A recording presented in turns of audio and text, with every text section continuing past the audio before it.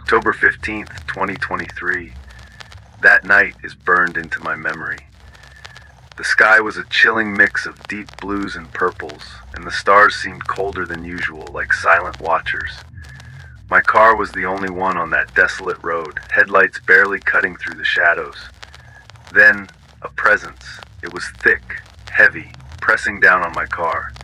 I couldn't see it, but I could feel it wrapping itself around me, pulling me in. Suddenly, I was lying on a cold, metallic table, one that didn't belong in any hospital or lab on Earth. Around me stood figures, tall, thin, their skin almost translucent, stretched tight over their bony frames. Their eyes were pits, dark holes that sucked in every glimmer of light. They moved in eerie silence, their long, thin fingers working over my body. I couldn't scream, I couldn't move. All I could do was watch as they brought their tools closer. Long, wiry probes crept over me like cold snakes, digging under my skin, injecting, extracting, examining.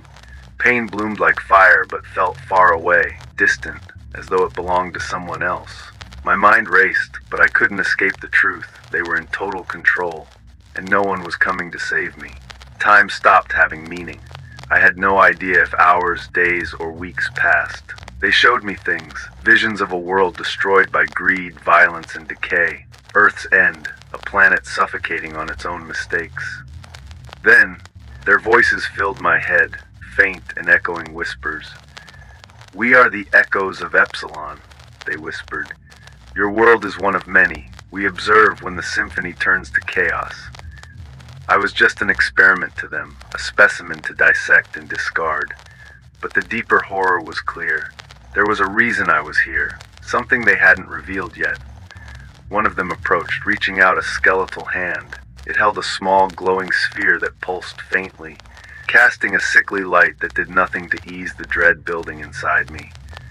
"This is the essence of Epsilon," it whispered, "a gift and a burden.